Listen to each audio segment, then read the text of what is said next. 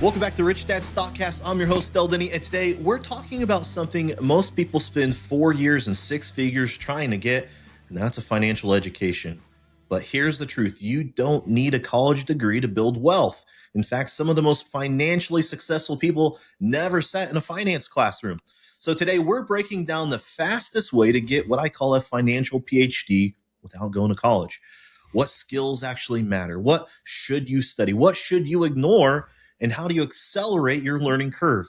Joining me today is Rich Dad expert Andy Tanner, who spent decades mastering markets and teaching others how to do the same. And before we dive in, go to stockcastbonus.com, grab your free investing tools. If you're serious about leveling up financially, that's where you start. Andy, welcome back.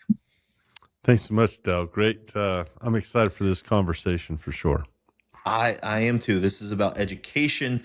And speaking of education, stockcastbonus.com, great education in there, great things to take action on. What else do they receive when they go there? Well, most important, whatever they receive is free. We have all the free stuff there on that site. And it's a great place for people who want to do things and develop habits and organize information into step 1, step 2, step 3. If a person is beginning or they want to reboot their wealth plan, that's a great resource to go to say, what actions can I take each week? What are the habits that I can begin to develop that'll improve your financial situation? So there you go. Stockcast Bonus. Stockcastbonus.com. All right. So to our topic today, my first question is really trying to get a lay of the land where we're at today. The question is, why doesn't traditional education prepare people to build wealth? Well, traditional education is unchanged for a long, long time. I mean, we have a person at the front of a room in front of a bunch of people, and they talk, and it's a conversation more than a lot more lecture than lab. So contrast that to reading a book on swimming. And so we go to class and we open the book on how to swim, and we talk about it and talk about it and talk about it. And we say, oh, here's the backstroke, and here's the freestyle, and here's the butterfly stroke. Okay, got that. And keep your head above the water, not below. Okay, got that down, no problem. And we study this book on swimming. We have a big class on it, and everybody gets an A. Well, can they swim? Do they know how to swim? And so the problem with school is it doesn't prove functional competence. It doesn't prove that people can actually do things. They might know things. They might know a lot. But what problems can they solve? And so I don't think that school solves the problem of retirement. It solves the problem of not having a job a little bit, but it doesn't solve the problem of earning money without having a job.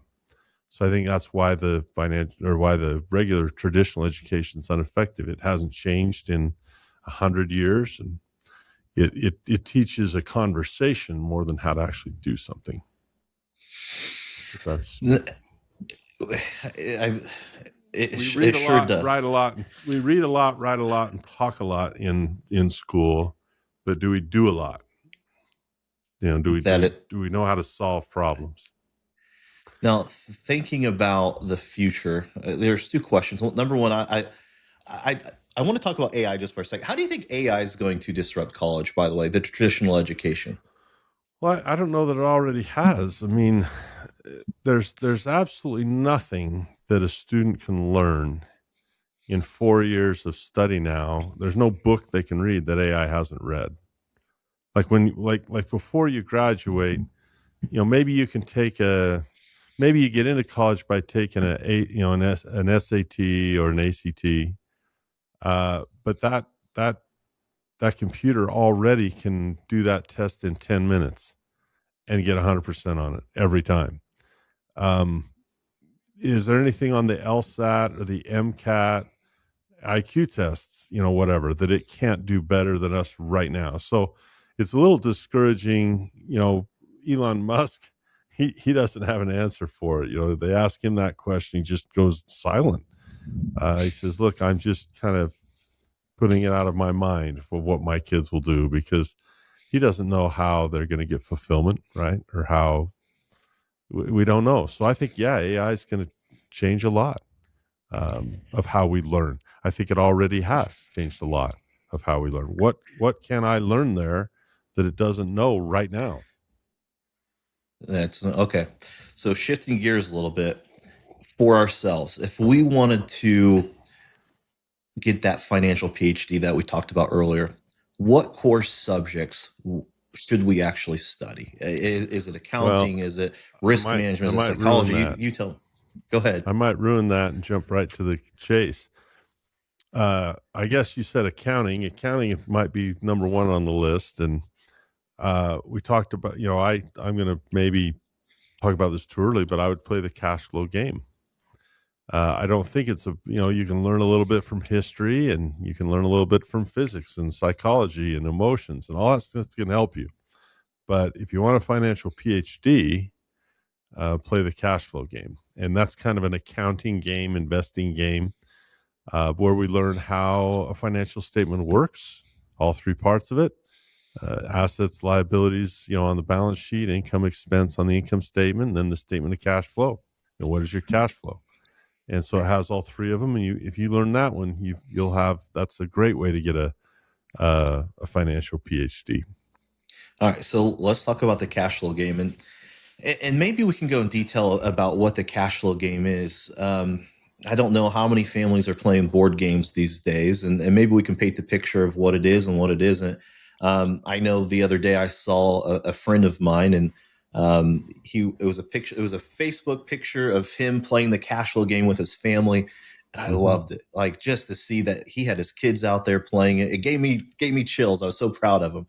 Um, to back the train up a little bit, maybe we should explain what is the cash flow game. What is your experience with it? How do you play it? Um, and really, why is it important? I think it was Blair Singer said it. Maybe he's quoting somewhere else, but how you do anything is how you do everything, and how you play the cash flow game. I've noticed really helps in the real world. So, Andy, what is the cash flow board game? Well, a lot of people, and I think it's incorrect, but a lot of people compare it to Monopoly. You're acquiring things, you're buying assets, right?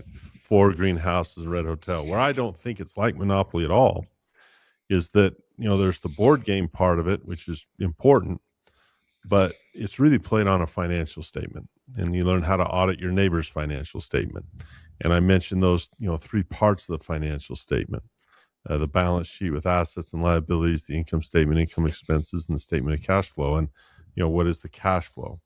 So while it's played on the board and you roll the dice and, move your piece around, you have cards that give you opportunities to, big deals or small deals, and the market gets involved. But really, that it's played on the financial statement, and you learn how to get out of the rat race. You learn how to get a passive income above your expenses, when to pay debt off, when to not pay it off, how to acquire good debt instead of bad debt. All that, how real estate's in there and stocks are in there, everything's in there. And so if you learn how to play the cash flow game, you're learning how to do something in a simulation. You're not just talking about it, you're doing it. You're in a simulation. Yeah, that's awesome. How do small controlled mistakes build expertise? The neuroscience on that's really interesting, because when you're doing it right and doing things right, you're strengthening neural pathways, but you're not building new neural pathways. You're just strengthening existing things. So when things are going right, the brain there's no need for it to make an adjustment or rewire itself. It's only when things go wrong that allows the brain to start changing and moving and developing and getting better. It'll get faster at a task that it repeats over and over again. But in order to get smarter, it only learns when things are going wrong. That's what turns it on to say, oh, okay, something's wrong here. I got to figure this out. And new pathways can be established. So yeah, learning from mistakes, mine or someone else's, huge teacher. And the cash flow game, you'll make mistakes in it the first times you play it. You'll make mistakes and you'll learn. Well said, Del. Well, I think it's important to fail and fail fast for that, right? but it's better to fail at a board game and still create those neural pathways than a $1 million project. I think that might. It's interesting, psychologically, we don't our part of our brain thinks everything is real. Like you can go to a movie and the guy finally gets the girl, whatever, and you're crying in the chick flick. Well, that's not real, but the tears are real. You watch Rocky and you all pumped up with that music, ready to take on Apollo Creed all by yourself, right? There's a trance that happens when you're focused on a simulation like a movie. And it's so funny in the Cashflow game. I've conducted hundreds of Cashflow games with thousands of people. And at the beginning of the game, it's so fun to conduct them and to facilitate them because one of the first things that happens is you choose your dream, and then you get an occupation. So your doctor, custodian, librarian, whatever your job is in the game. And what's funny is when you're passing out the jobs, immediately people are in that trance, and they'll say things like, "Oh yeah, I'm a doctor." Or, yeah, I'm a pilot. And I always have fun with the group. I says, let me see my pilots. I'm like, you're not really a pilot. If you've tried to fly a plane right now, we'd all be in trouble. But they act as if they are, right? The simulation, the role play, they act, you're acting like a doctor. You're acting like an investor. And you're doing it rather than just talking about it. So people take on that persona. It's pretty funny to watch people make mistakes, get frustrated, and have victories. Great way to change your brain. Great way to change your brain. Simulation. Yeah. Great way to change your brain, rewire your brain. Let's do this. Let's take a quick break. Listener, if you don't need a college degree to master money, then what do you actually need? So when we come back, Andy's going to break down the fastest way to become financially educated from habits to mentors to real investing skills.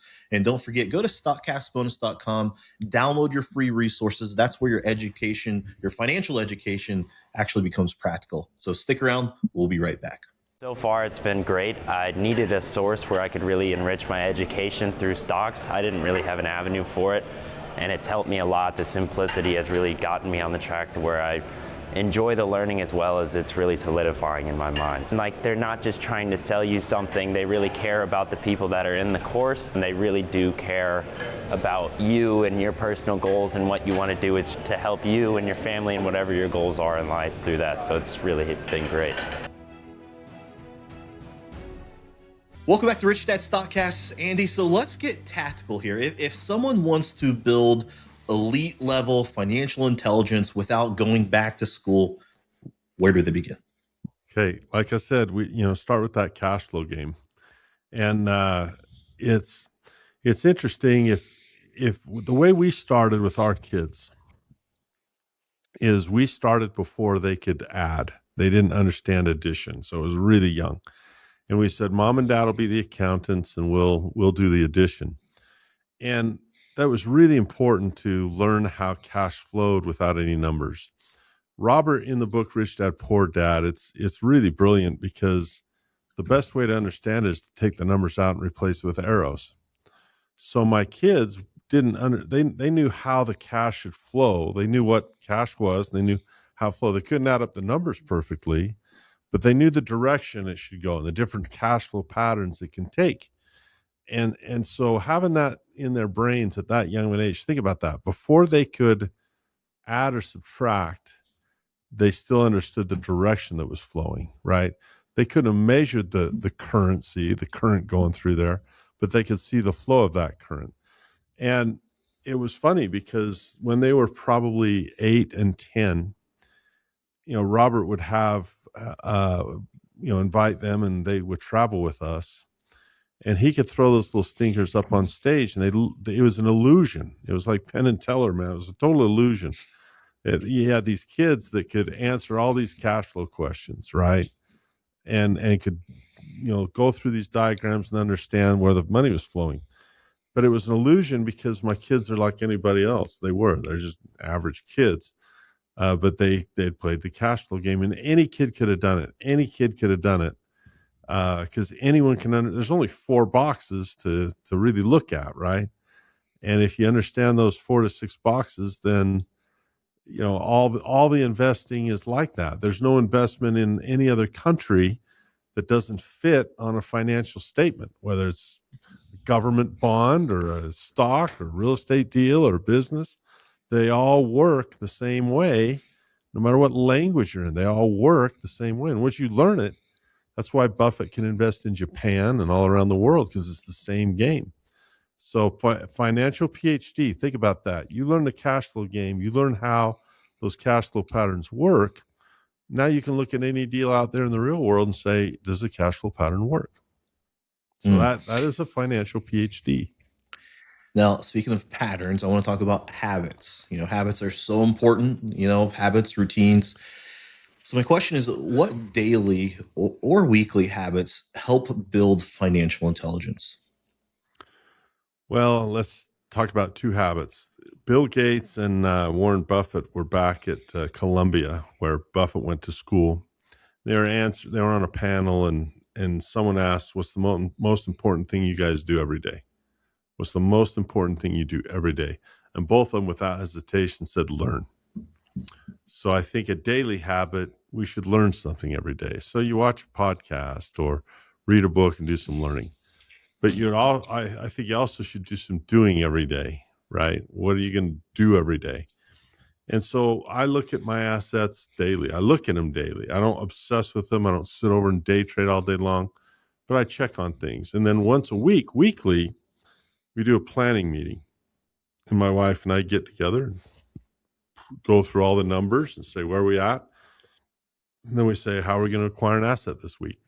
And it might be a few shares of stock, right? But if you have a surplus of cash flow, that surplus of cash flow should be allocated to building assets and compounding, right? And get it bigger and bigger and bigger. So every week, I would recommend people, that's why you go to stockcastbonus.com. There's a book that shows you how to do this meeting. But every week you sit down, you have a meeting, and you look at your cash flow and say, how am I going to change this number? Or do I want to? How am I going to change this number? Then when you plan out your week with activities that do, and that's a nice cycle. That's a great habit. So those two, learn every day, have your weekly meeting. Fantastic. Learn every day, have your weekly meeting. Okay. Now let's talk about mentors. Let's talk about community. How important are mentors and community in accelerating your learning? Well, Warren Buffett had Benjamin Graham, and Robert talks about Rich Dad. I think the book Rich Dad Poor Dad, you could argue, is really a book about mentorship as much as it's a book about assets and liabilities, isn't it? I mean, on the title, it has two mentors there. One was a paternal mentor, and teaches you right and wrong. The other one teaches you about money, right? So yeah, mentors in my life have been a big deal. I mean, can people get wealthy without one? I suppose they could, but I think most people that have reference people along the way that helped them out. Yeah, absolutely. Now, thinking about mentors in your life, and you've been around Robert and Kim, and they've accelerated probably where you've been, right? What's some lessons that you've taken away from their mentorship? Well, when you think about the cash flow game, Robert talks a lot about, there was in fact, I don't know if they allow us to use it anymore or not, but there was a guy named Edgar Dale who was at Arizona State, and he developed a thing called the Kona learning. So you can Google it and get Edgar credit for that.